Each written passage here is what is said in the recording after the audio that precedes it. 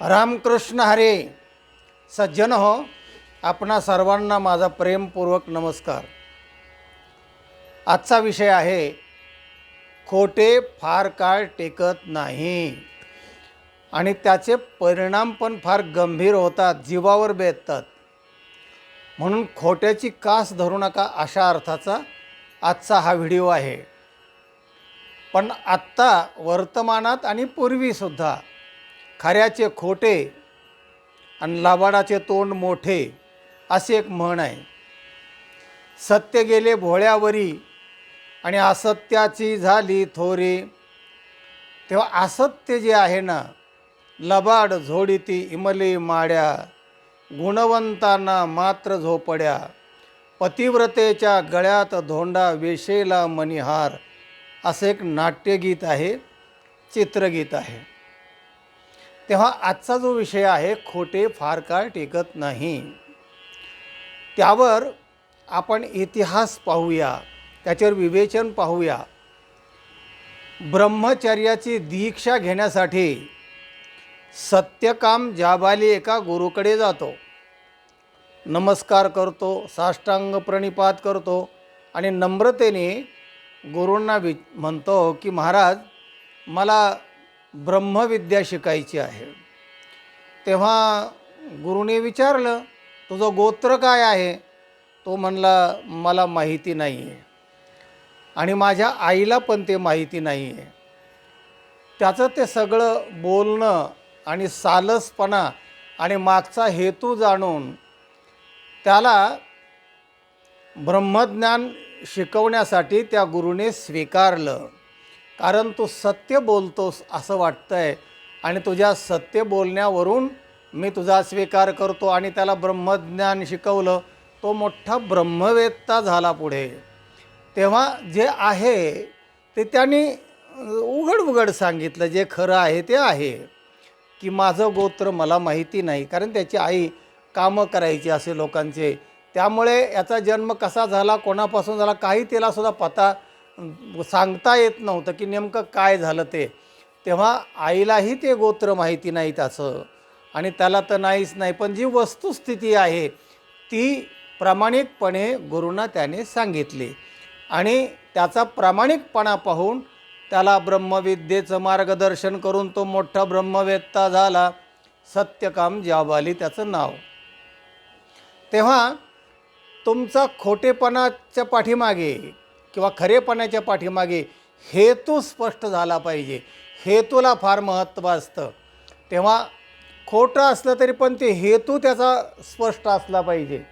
महाभारतामध्ये प्रत्यक्ष भगवान गोपालकृष्णानेच सांगितलं धर्माला की तो सांग, नरोवा कुंजरोवा, खोटं बोल तरच तुम्ही उद्या जागणार आहेत. धर्मराज म्हटले, मला खोटं बोलता येणार नाही, मला जिभेला सरावच नाही, मी कधी जन्मात खोटं बोललो नाही. ते म्हणलं, प्रॅक्टिस कर रात्रभर, पण सकाळपर्यंत ते खोटं बोलला पाहिजे तो. आणि मग नरोवा कुंजरवा असा अर्ध का होईना पण संदिग्ध का होईना पण खोटं बोल. कारण त्याचा हेतू स्पष्ट होता. हेतू स्पष्ट असणं, त्याच्या पाठीमागचा हेतू फार महत्त्वाचा असतो. तेव्हा असो, आपल्याला सांगायचं काय की हा जाबालीचं जे प्रकरण आहे याच्या उलट नेमकं कर्णाचं आहे.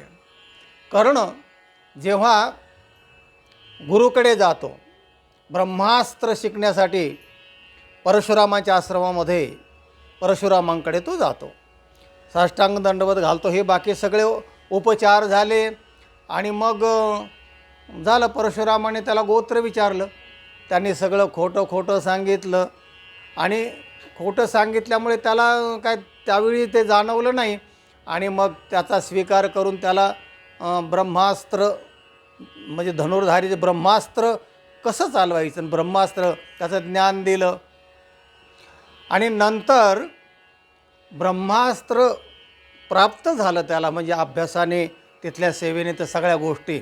पण त्याची जी स्पर्धा होती ब्रह्मास्त्र मिळवण्याची, ते याच्यासाठी होते की पांडवांना संपवायचं. पांडवांना संपवणं हा हेतू त्याचा दुष्ट होता आणि दुष्ट हेतूने ती सगळी विद्या त्याला प्राप्त करायची होती. पण त्याने खोटं सांगून ते ब्रह्मास्त्र प्राप्त करून घेतलं. काही कालांतराने त्याला ब्रह्मास्त्र पण मिळालं. पण आश्रम सोडताना एक मोठी चूक झाली की एका ब्राह्मणाची गाय कर्णाच्या हातून मारल्या गेली. कर्णाच्या हातून ती गाय मारल्या गेल्यानंतर ब्राह्मण संतापला आणि संतापल्यानंतर त्यांनी शाप दिला की तू ज्याची स्पर्धा करीत आहेस ना, तर युद्धप्रसंगी तुझं रथचक्र जे आहे ते भूमी गिळंकृत करील, म्हणजे तुझं रथाचं चाक जमिनीत फसेल आणि ते काढताना तुला हे होऊन तुझा अंत होईल म्हणजे तुझ्यावर ते संकटच असेल. तर ते पृथ्वी तुझं रथचक्र गिळंकृत करील असा शाप त्या ब्राह्मणाने कर्णाला दिला. पुढे थोड्याच वेळामध्ये हे परशुरामाला पण जाणवलं की अरे हा कर्ण जो आहे तर तो खोटं बोलून ही विद्या, ब्रह्मास्त्राची विद्या शिकलेला आहे. तेव्हा त्याने सुद्धा शाप दिला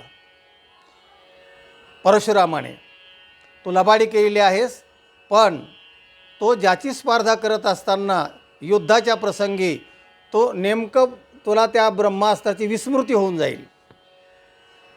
आणि हे 2 शाप कर्णाला मिळाले आणि दोन्ही शाप त्याला लागले ते. आणि तिसरी एक संकट नेहमी होतं कर्णाच्या बाबतीमध्ये, तो शल्य नावाचा जो सारथी होता तो नेहमी कर्णाच्या विरुद्ध बोलायचा आणि अर्जुनाचं गुणगान गायचा, म्हणजे खायचं एकाचं आणि गायचं दुसऱ्याचं. तेव्हा रथ सारथ्य करायचा, पण सारथ्य करताना कर्णाला म्हणायचा बा काय बाण मारला अर्जुनाने, आपला रथ 2 कोस पाठीमागे गेला, काय अर्जुनाचं हे, म्हणजे रथाचे याचं काम करतो आहे, याचं खातो आहे आणि गातो आहे दुसऱ्याचं. तेव्हा असा आत्मविश्वास घालवणारा हा शल्य नावाचा सारथी होता.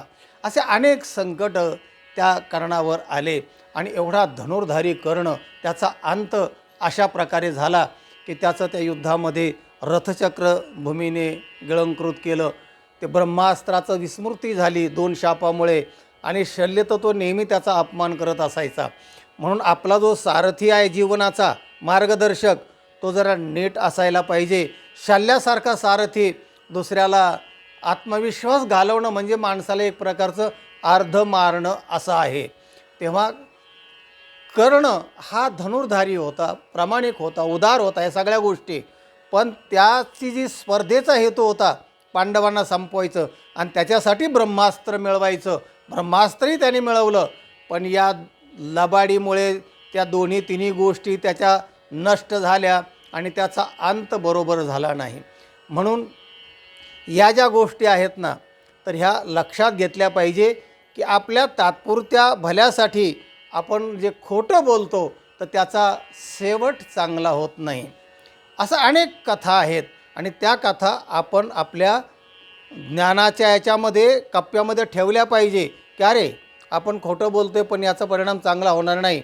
कारण त्या परशुरामाच्या शापाने कर्णाचं काय झालं किंवा त्या ब्राह्मणाच्या शापाने कर्णाचं असं झालं, कर्ण हा महारथी असून सुद्धा उपयोग झाला नाही ना. असाच प्रसंग, अनेक प्रसंग आहेत, पण आणखी एक छोटासा प्रसंग. जेव्हा आळंदीचे विठ्ठलपंत संन्यास घेण्यासाठी गेले काशीला आणि तिथे गेल्यानंतर त्याने आपल्या गुरुला तिथेही खोटं सांगितलं. त्याने सांगितलं हां तुझं लग्न झालं आहे का, तुझं गोत्र सगळं विचारलं आणि लग्न झालं आहे का, तो म्हणला नाही झालं.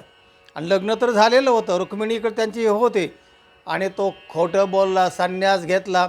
पण नंतरची कथा सगळी माहिती आहे तुम्हाला किंवा जाणून घ्या कोणाकडून तरी. आणि मग जेव्हा हा खोटं बोलून संन्यास घेतला आणि त्याचे गुरु जेव्हा तीर्थयात्रा करत आळंदीला आले तर ती रुक्मिणी पिंपळाला प्रदक्षिणा घालत होती. संन्यासी महाराज आलेले कळल्यानंतर ती नमस्कार करायला गेली. त्याने आशीर्वाद दिला. पूर्वीचा आशीर्वाद आहे तो, अष्टपुत्र सौभाग्यवती भव, असा तो पूर्वीचा आशीर्वाद आहे. पूर्वीचं म्हणण्याचं कारण असं की तेव्हा 8-8 मुलं झाले तरी ते हवे असायचे, कारण लोकसंख्या तशी कमी होती. आणि आता ते परवडणारा नाही आशीर्वाद. आता एक तर आशीर्वाद लागतच नाहीत लोकांचे, पण लागला तर तो परवडणार नाही आहे. आणि आता म्हणून आशीर्वादात जरा सुधारणा केलेली आहे. लास्ट अँड बेस्ट पुत्र सौभाग्यवती भव असा आशीर्वाद दिला पाहिजे. द्यायचाच असेल तर आपला आशीर्वाद लागेलच असं नाही, आपलं एवढं पुण्यही नसतं. पण पूर्वी त्याने असा आशीर्वाद दिल्यानंतर ती रुक्मिणी म्हणाली, महाराज माझे पती परांगदा आहेत, म्हणजे माहितीच नाही कुठं गेले आणि काय झालं त्यांचं, तेव्हा मला मुलं कसे होणार. तो जरा चकित झाला. म्हणले बाई म्हणजे तुमचं काय. तर म्हणले माझे पती असं असं बऱ्याच दिवसापूर्वी गेलेत आणि त्यांचा पत्ता नाही कुठं गेले काय. म्हणले वर्णन सांग. वर्णन सांगितल्यानंतर बरोबर त्याला लक्षात आलं की अरे तोच तो की ज्याने खोटं बोलून संन्यास घेतलेला आहे. त्याने अर्धी तीर्थयात्रा सोडून परत गेला आणि परत विठ्ठलपंताला सांगितलं, मी गुरु म्हणून तुला सांगतो आहे, परत जा, संसार कर, खोटं बोलला आहेस तू, तेव्हा जाऊन तू गुरु आज्ञा म्हणून ते सगळं कर. परत आल्यानंतर मग संन्यास घेऊन पुन्हा ग्रस्ताश्रम केल्यानंतर त्या प्रस्थापितांनी काय केलं, किती शिक्षा झाली, अगदी देहांताचं प्रायश्चित्त त्यांना घ्यावं लागलं. शेवट चांगला झाला नाही. सांगायचा मुद्दा असा आहे की थोडं खोटं बोलण्यासाठी काय काय होऊ शकतं, किती हे तीन उदाहरणं आहेत, नाही प्राणांतिक उदाहरणं आहेत. तेव्हा सांगायचं तात्पर्य असं, खोटे टाळा, सत्यम एव जयते, सत्याची कास धरा. थोडं खोटं बोलून जरी आपलं काही चांगलं साध्य वाटत असेल तात्पुरतं, तरी त्याचा शेवट चांगला होईल असं नाही. आणि म्हणून आजचा विषय आहे, खोटे फार काळ टिकत नाही. लक्षात घ्या आणि तसं आपण करूया, म्हणजे आपले पुढचे जे विघ्न आहेत, जे काय परिणाम आहेत ते होणार नाहीत. हा या व्हिडिओचा तात्पर्यार्थ आहे. सज्जनो, हा व्हिडिओ इतरांना पाठवा, लाईक करा आणि ज्यांनी चॅनलला सबस्क्राईब केलेलं नाही त्यांनी जरूर सबस्क्राईब करा. ज्ञानाचा आनंद घ्या, आपलं ज्ञान समृद्ध करा. रामकृष्ण हरी.